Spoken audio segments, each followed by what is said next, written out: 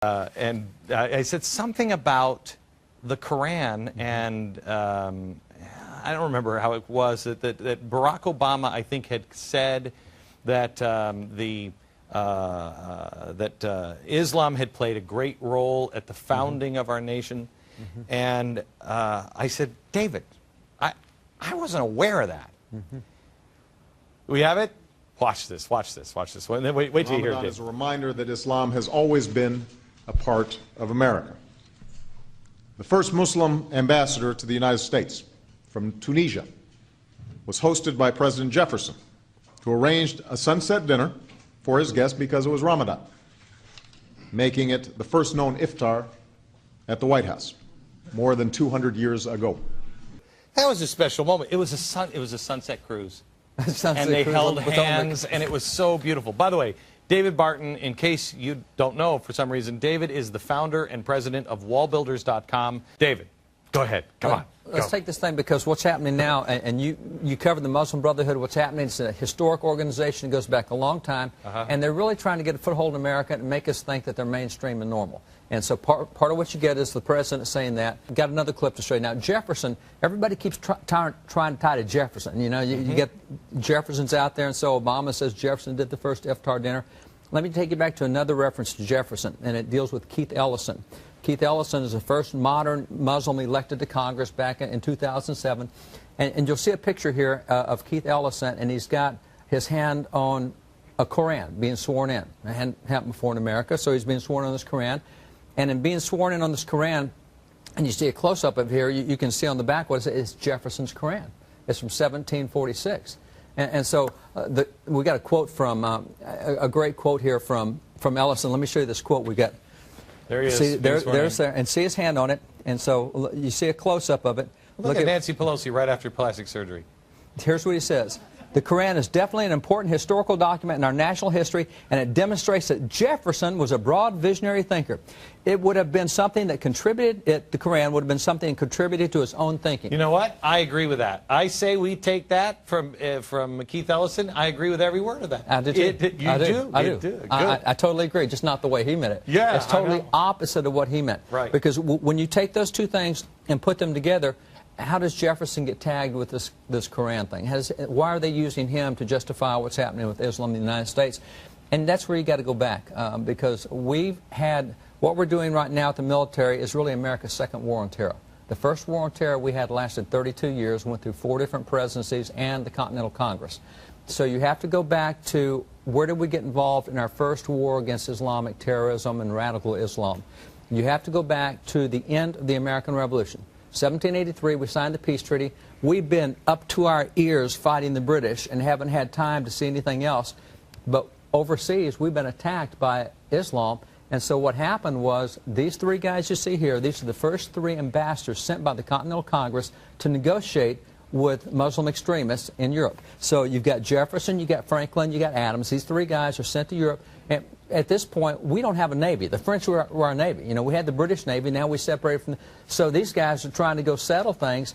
And what's really interesting is, after these guys have been in Europe for 2 years negotiating with Muslim extremists, Adams and Jefferson get down with the Tripolitan ambassador, and they said, you know, we've kind of developed a relationship of trust here. We don't understand. Why do you keep attacking America? We haven't done a thing to you. We've come after you in no way. We've created no offense for you. Why in the heck do you keep attacking? Because everywhere we would send an American ship that had an American flag on it, these guys are going after it. They're hitting Americans. They're capturing Americans. They found they could hold them as slaves. Then they found they could sell them. They would get about $1 million a ship for ransoming the captain. And so Jefferson and Adams say, what's up with this? Look at the answer of the ambassador. Here's his explanation of why all these unprovoked attacks against America. This is what he said. The ambassador answered us that it was founded on the laws of their prophet Muhammad, that it was written in their Quran that all nations who should not have acknowledged their authority were sinners. It was their right and their duty to make war on them wherever they could be found, and to make slaves of all they could take as prisoners, and that every Muslim who should be slain in battle was sure to go to paradise. So Jefferson... Hang on a second. You ever learn this? You took one. Where'd you learn that? I've been studying it with, I'm involved with the War of 1812 group. Okay. And, Yeah, that'll do it. Okay, yeah. In 6 frigates. That's right. Where it all came from. So I mean, Yeah. but nobody else knows this. You know how I learned this? I first stumbled onto this on there is a monument that was in front of the Capitol. You probably know this, and it was moved to Annapolis. And it's this big pillar, and it's sitting there in Annapolis. It's this big white old pillar. Have you seen it, David? Yes, You know what I'm talking about? I have. And it has heads of Muslims all the way around it. I mean, it's the most shocking, politically incorrect thing, and I'm like, whoa, what is that? Mm-hmm. You look it up, and you start to find this history, and it just unravels on you. It does. And it's facing the same thing that they were facing. And notice the motivation. Why are you attacking us? Well, our prophet requires that we do it. The Quran says we have to do it. We're told in the Quran we have to attack you, we have to make you slaves and subjugate you to us, and we're told that if we do that and we get killed doing it, we're going to heaven. Tell me about the rest of the story here. So what happens is you get this answer that says, hey, we're required to do this about the Quran. And it's like these guys go, wait a minute. There's a religious book that says you go to heaven for killing people and going to war against people. And they go, nah. And so Jefferson says, I got to read this for myself. Well, there's your first introduction to the Quran. Jefferson wants to see for himself if there really is such a wacky position that you go to heaven for killing people and creating war. And so that's the first exposure against. Now, we'll come back to that later because he's not president yet. So all this is going on. We don't have a Navy. We don't have an Army. Founding fathers absolutely deplore a standing Army. They don't want a permanent military. They condemned that in the Declaration. They did not allow that in the Constitution. They didn't forbid it, but they didn't establish it.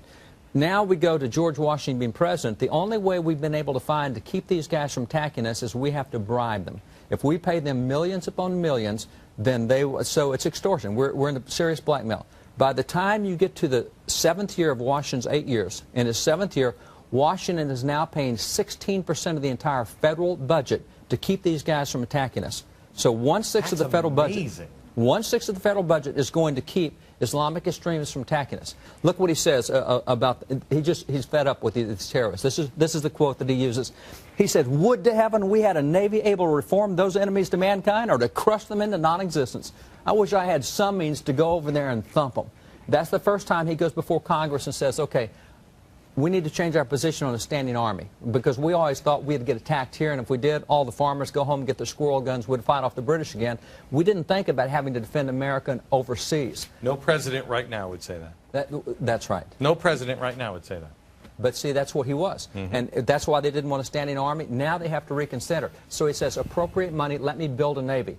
Congress, here's his policy. Here's why he wanted a Navy. This is what Washington said. He said, to be prepared for war is one of the most effectual means of preserving peace. If we want to end this war, we got to be able to fight a war, and we can't do it. So Congress, that's exactly right, strength. So Congress appropriates the money, they give him, but he's out of office. So now John Adams comes in as president. John Adams comes in, it is John Adams who builds the Navy. John Adams is known as the father of the American Navy. He's got a Navy. Let's go end this thing. He does not end it. Why not end it? John Adams, who's first diplomat, now he's done this for 15 years, vice president under Washington, he says, I know these guys. He said, if we get involved in a conflict with them, he said, it's going to last forever. He says, I don't think the American people have the stomach to take on Islamic terrorism because it'll last a long time. This is not a quick fight like the British. So he refused to do that. Now, at the time he went out of office, we're now up to 20% of the federal budget being spent to pay off these guys to keep them from attacking us, and that's not even working all the time. They're still attacking us. So now we come to Jefferson. Jefferson, the president, goes in. Jefferson goes in, and he says, I've had it. I'm not going to pay. And by the way, we were already having tax protests then because we're paying so much of our taxes to pay off these terrorists that is costing Americans. And so you're getting tax protests over the fact that we're not fighting, we're paying extortion money. Jefferson says, I'm not paying any more bribes. At that point, 2 of the Islamic nations declared war on the United States. First official war declared against us as an independent nation was when we stopped paying tribute and stopped negotiating and stopped playing around with extortion money. And so Tripoli declared war and Algiers went to the point of declaring war. So we got 2 declaring war. And he says, who cares? And so he takes this brand new Navy he's got and he ships this Navy overseas because there's 4 nations going after us, actually 5. When we started shipping the Navy, 3 of them backed off and then 4 backed off, and so we only had Tripoli to deal with. And so you see the American Navy sailing over there, brand new Navy, first time we've had our own Navy. they get there, and there's some cool pictures here. You'll see a picture of the fighting that's going on. It was hand-to-hand combat, close quarters, the same kind of thing. See, here's the Navy sailing out. They're headed over to North Africa, to Tripoli specifically, and here's the type of battles you see going on. And so this is Stephen Decatur, a young lieutenant who's there engaged in all this battle. And so this is fighting to keep them from attacking Americans, because they're having their way with everything going on. This is young Stephen Decatur. So at this point, Jefferson puts military troops on the ground for 5 years over there. That's where we get our Marine Corps hymn. Our Marine Corps hymn says, "From the halls of Montezuma to the shores of Tripoli." That's the first war on terror. The first time we had to fight Islamic extremists, and that's the Marine Corps hymn. Halls of Montezuma to the shores of Tripoli. Now, this thing is over in 1805. So now we come back home. We've got a time of peace, if you will. And in 1806, this is printed. Now, this is the first Koran printed in the United States. This is 1806. Is it printed? Jefferson is our president here. And here's the first American edition. The Koran says right here. Now, interesting thing, why print a Koran? Because we've been fighting these guys for 5 years, and people are going, what in the heck are these guys thinking? Well, if you want to know what they're thinking, let's read their book. So here we come out with I got to read you the introduction. This is... You're going to love this. Here's the editor's introduction, and it says, this is a book. This book is a long conference between God, the angels, Muhammad, and on through it goes. Set it up. When you get done with this book, this is what it says. You'll find, he says, you'll wonder that such absurdities have infected the best part of the world. They're saying, you will not believe what these guys believe. When you read this book, you won't believe the absurdities that have infected that much of the world, and you will avouch that the knowledge of what is contained in this book will render that law contemptible. If you read this, you will have contempt for Islamic law. And that's why they put this out, because we've just gone through 5 years of fighting these guys, and we need American people to know what this is all about, because we didn't start this. They're the one, and they said it's in our Koran. We do this because it's in our book. We're only doing what our book tells us, and so Americans needed to know what the book said. So that's where you get it. What happened after that? Well, what happened after that was we had a period of peace, and that period of peace lasted, and then you come to James Madison as president, and James Madison gets involved in the War of 1812. And so the War of 1812, we're fighting the British. And don't ever think that foreign nations don't watch what's happening with our domestic policy. We were all tied up fighting the British. Our Navy's tied up. Here's Perry and Lake Erie, the battle. We're all tied up fighting the British. Islamic extremists say, hey, we can attack again because their Navy is all tied up. So they start whacking American interest again. And Madison couldn't do a thing about it because we couldn't carry on a war on two fronts. We could only carry on one front. But as soon as that treaty was signed, 1815, John Quincy Adams negotiated the treaty. Madison loads up the Navy again and sends them back overseas. Now that young Lieutenant Stephen Decatur is now made the commander, taking the Navy and the Marines back overseas. And for two years, they thump Algiers, and they just beat their brains in. And after 2 years of that, and here's some more of that hand-to-hand combat that you see Stephen Decatur again leading these groups. After 2 years, they came back to the table, and at the end of 2 years, they signed the peace treaty. And after 32 years of having a conflict with these guys, we finally reached a period of somewhat peace. But their position was, we always, and this is General William Eaton, who led the first expedition under Jefferson, had been a diplomat before, and he said the problem is they consider Americans a weak sect of Christians because we won't fight. And since we won't fight, they're willing to come after us. And so that's why Jefferson said, I'm willing to fight. And that's where things turned around. After we showed a willingness to fight, they left us alone. Ladies and gentlemen, David Barton.